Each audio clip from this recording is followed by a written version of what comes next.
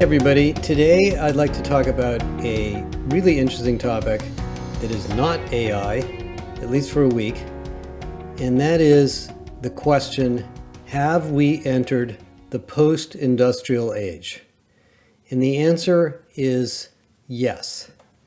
And so what I'm going to give you is a contextual perspective on why so many things in HR and business have changed and what we need to do about it. And this is a dialogue that Bill Pelster and I have been working on for the last several months that we will explain further at our conference. So let me go back to a little bit of history, a lot of which is discussed in my book, which is the industrial age. In the industrial age, which was really when most of us grew up and from the 1800s to the 1900s and the early 2000s, we had businesses or companies that made money and increased their profits through industrial scale.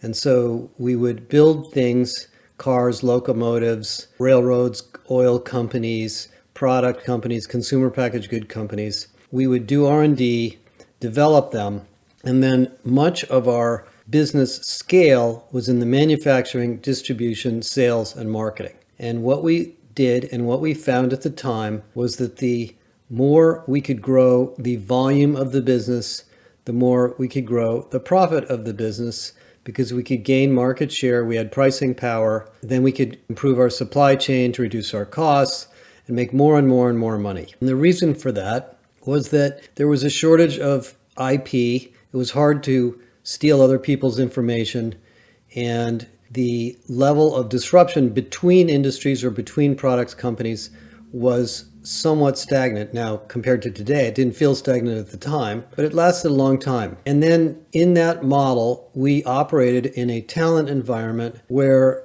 talent was abundant and we could replace people as needed. So while we didn't treat people like mechanical objects, we did in a sense because we built jobs and architectures around jobs and companies so that we could quickly import new people, put them into these jobs, train them, and we could measure their productivity by traditional performance management. And then if they quit or left, we would replace them with somebody else. And the human beings were replaceable objects fit into a job, sort of like a puzzle piece. We design a job, and then we would fit a person in there like a puzzle piece. And that actually worked. Really, in my early career, that's kind of what the job market was like. And those of us that wanted to have good careers tended to stay at the same company for a long time. And by the way, careers only lasted about 30 or 40 years. People retired around in their 60s. And so we had a 25, 30-year career, maybe a 40-year career at the most. And then we retired.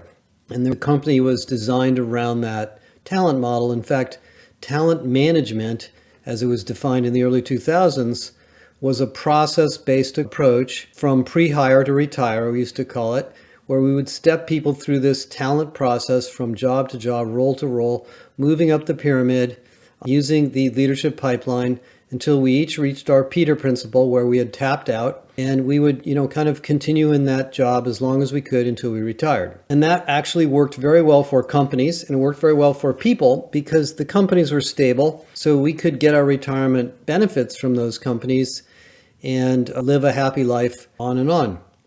And then in the early 2000s and late 1990s, as the internet started to pick up, it was around 1998, by the way, that the internet started, wasn't that long ago, everything got disrupted. Information flowed quickly between businesses, between industries. People started changing jobs much more quickly. Tools like Monster.com and LinkedIn and others made it very transparent how to find a job.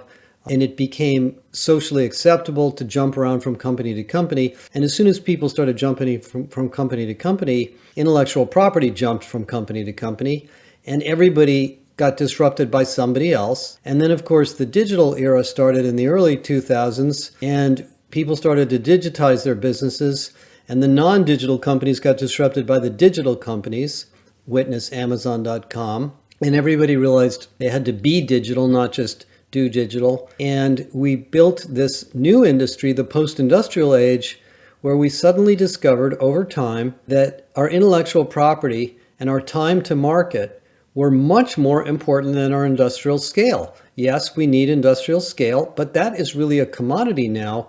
It's really how quickly you can iterate, how well you understand your customers.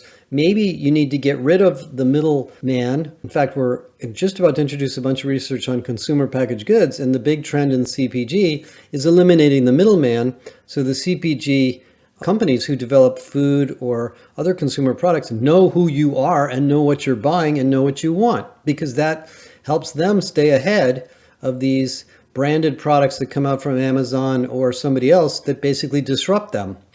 So everybody wants a direct relationship with their customer, and business cycles and product cycles move faster.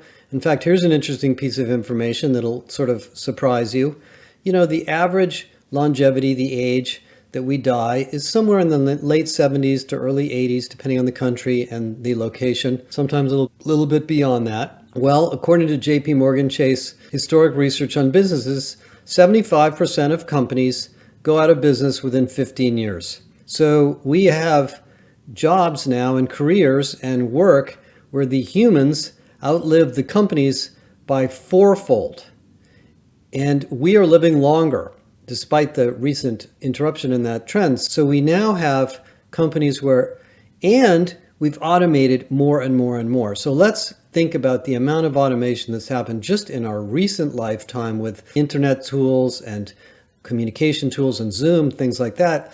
Then you add AI to that, the co-pilots from Microsoft and everybody else. This industrial scale stuff is really not a differentiator anymore. Now the differentiator of high-value companies is time to market, closeness to customers, deep skills in new technologies and new domains, understanding the competitive landscape extremely well, culture, and all of the people practices. So in the post-industrial age, we are all running people-centric companies. And by the way, we don't need as many people, but we do need a lot of them. And so we are now competing for talent based on skills, based on fit, based on culture, based on learning agility, based on passion, based on ambition, not based on how quickly you can screw a bolt into a factory plate or, come to work on time and do your shift in the warehouse. There's a fair amount of that obviously still going on, but that kind of work is also intellectual property work. In fact, as I say many times, in the new world, work not jobs, every human being changes the job. You don't become the job becomes the person. In the old model, the person became the job. In the new model, the job becomes the person. If I'm working in Starbucks and I'm serving coffee, I'm going to do it the way I think I can add the most value. I'm going to obviously comply with the company's policies and practices, but I want to bring myself to work. That's what makes the job interesting to me. And so we have suddenly reached a world where our companies are very much dependent on the intellectual property of our humans, which leads me to a second way of thinking about this, and that is, in the old industrial age, human beings were an expense. All of the financial systems that measure financial performance look at payroll and benefits and leave and all those other things we pay people as an expense. You get no ROI on that. Well, in the new world, human beings are an asset. Now, we don't account for them as an asset yet, but I think this will be coming. But every dollar we spend on pay, on development, on benefits, on management, on whatever we want to think about for humans, for people, makes them better at their job, makes them better at understanding your company, makes them better at serving your customers. And we are investing in them. And as I've said many times, human beings are the only appreciable asset we have. Every other asset we have depreciates. Human beings appreciate. The more passionate and skilled and aware and knowledgeable somebody becomes in your company, the more valuable they are. So we now, in the post-industrial age, need to think about investment in people as a capital investment. Now, unfortunately, the CFO doesn't see it that way yet, but I think many do. In fact, even the CEO of NVIDIA talks about the development of people in NVIDIA in a very long-term way, as does Moderna, as do many of the emerging next generation winners, or what we call pace setters, in every industry. Now, there are other implications of this as well. How do we measure productivity in the industrial age? We looked at the number of widgets somebody produced. We created goals, or OKRs, and we said your goal is to produce 17 widgets per hour. If you do 15, you're substandard. If you do 18 or more, you're above standard, and we'll give you a bonus at the end of the month or the end of the year if you do 20 or higher than that, blah, blah, blah. And basically, that's the way we build performance management, guys. Unfortunately, it was patterned after that. But in this new world of IP and human-centered value creation, how would you measure productivity? You would measure it by the quality of the service, by the quality of the product, by the quality of the program that this person developed or was part of developing, measured through the profitability and growth of that thing, and then that person's relative contribution as perspective by others around them. Did they contribute? Were they a good teammate? Did they bring new ideas? Were they collaborative? Were they willing to take feedback and so forth? And so now we have a measure of performance or productivity that's really about the person and the person's growth and the person's contribution, not the output. And that leads to this idea of working at the top of your license. As Bill and I have talked about extensively, there's a very important idea that came out of our healthcare research where they look at nurses who are licensed professionals with all sorts of training in care and taking care of various medical practices and processes. And what they do in the healthcare industry is they say, everything you do in your shift as a nurse that is not nursing is basically something we should get rid of because we want you to work at what is called the top of your license. Well, that idea applies to every job in every company now. If you're an HR person, if you're a recruiter, if you're a marketing person, if you're a salesperson, you don't want to spend time typing things into Salesforce or filling out a form or putting data into a project management spreadsheet. That is not the job you have been hired to do. Can we automate that? Can we eliminate that? Can we train you in a way that you don't need to do that? Can we organize our companies in a way you don't need to do that? In the new post-industrial age, we thrive on skills, the development of great skills and cutting edge skills, by the way. By the way, just one thing on skills, the Pacesetter research shows that the companies that outperform don't just have more skills, they have newer skills. They have what are called salary enhancing skills, not salary declining skills. There are skills that make you more valuable and there are skills that don't make you more valuable. And companies that thrive tend to build those skills and identify those skills and create those skills quickly. So in this post-industrial age, we're basically building our talent model around constant skills development, about designing work so that people can operate at the top of their license, about creating leadership that facilitates that jobs where individuals can add value in unique ways and gives people more empowerment. And then, of course, gives people flexibility to operate in a more productive manner when they have to work from home or remotely or whatever the situation may be. So many of these things that we have kind of stumbled across in HR, the talent marketplace, the skills technology, the skills inference, skills-based hiring, are not because we want to be a skills-based organization. They're because of the post-industrial age. They're because of the economy. They're because of the way companies add value. I think this narrative about the skills-based organization is great, but it's a little misleading. The skills-based organization isn't a goal in itself. It's a means to an end. It is part of designing and building a company that can scale and grow and make money and compete in the post-industrial age. Let me give you an example. We have a panel of really interesting CHROs speaking at our conference next month, one of whom is from one of the most, I won't mention the name of the company, one of the most iconic and well-known pharmaceutical companies in the world. This is a company that essentially led us through the pandemic.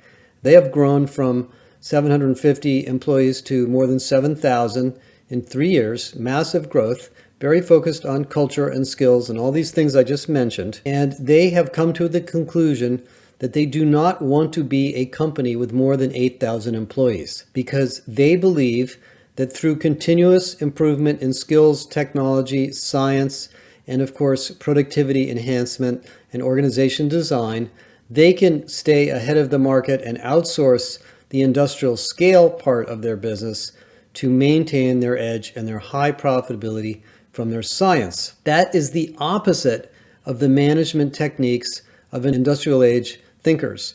I think one of the things we suffer from in business is a lot of CEOs are using industrial age management techniques in a post-industrial age economy. And they are finding that it doesn't work very well, and they're surprised. Let me give you a very simple example. Two of the companies in the Bay Area that I know a lot about are Meta, Facebook, and Salesforce. Both of those companies are led by very smart, very hardworking CEOs who hired, in both cases, tens of thousands of people more than they needed. Tens of thousands of people are being laid off in both of these companies. That is not just a number in the Wall Street Journal. That is a massive, massive number. How did they possibly hire tens of thousands of people that they don't need? Well, they were thinking about their company as an industrial scale company. They were thinking about their company along the lines that if we hire 100 more salespeople, we'll get 100 times more revenue. If we hire 100 more engineers, we'll get 100 times more product. If we hire 100 more marketing people, we'll get 100 times more leads, etc. I'm sure their mentality was more human beings, more growth, more scale.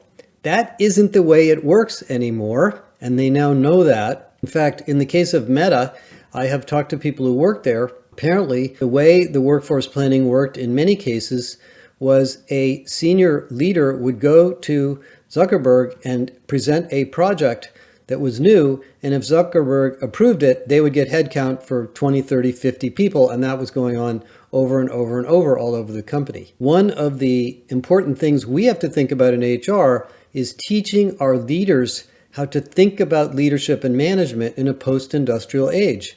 If you want people to operate at the top of your license, you don't just hire more and more and more people to do that. You focus on organization design and accountability and skills and productivity, and very keenly focus on the role of a leader and a manager. What is that person's role, and how do we train them, and who are the right people for those roles? And how do we interconnect products between each other so that people can share IP and ideas and customer information between groups? Even if we do a merger and we want to keep that company separate for a while, eventually we need to integrate it together. Those are the things that create growth and scale, not hiring more heads, more heads, more heads. And I feel, a little bit frustrated when I see this happening, but I understand it. Because we here in our company, and I know those of you that listen to me, we've had a lot of time to think about this. We've had a lot of time to observe it. We've had a lot of time to study it. Most CEOs don't study human capital practices, really. They have lots of opinions and personal experiences, but they need your help understanding this. So I just wanted to get this off my chest, because as we enter the era of AI, which is going to be massive, this is going to become even more important. Everything I just talked about in the last 20 minutes is going to be accelerated like with gasoline on the fire by AI. AI is going to make all these things go faster than ever. So if you're not thinking about skills and skills-based hiring and capability academies and internal mobility and constant improvements in productivity and learning about org design and letting people work at the top of their license and defining what that is, and giving people good feedback, and thinking about the workforce as an asset, not an expense, you're going to get clobbered by this AI stuff. Because this AI stuff is going to turn the needle way, way over to the right, full blast. And lots of competitors are going to enter your space with new ideas and new technology that you may not be ready for. One more quick thing for the podcast. Irresistible is June 20th through 22nd. It's about 4 or 5 weeks away. It's about 3/4 or more full. We've got about 100 or so seats left. I encourage you to come, bring your senior team. One of the big themes of that conference will be AI. We are going to introduce an AI product of our own. I won't tell you too much about it in this podcast, but I've showed it to quite a few people who are pretty excited about it. And it's our own implementation of AI for our research. I think you're going to find it staggeringly exciting and something that I know you're going to want to use. We're going to have the head of AI implementation in Microsoft HR come talk to us. We're going to have some other folks that cover the AI space also join us. And I promise to give you my perspectives on what this means for you as an HR professional. We have added a set of HR capabilities to the Global Capability Project. You can go to the JBA, the Josh Bersin Academy, and you'll be able to assess yourself against those capabilities. And we're in the middle of refreshing the JBA to include even more courses, content, and materials on AI. So that's something to think about. I hope to see you all there, and I look forward to having a fantastic time in LA or talking to you all online over the coming weeks and over the summer. Thank you.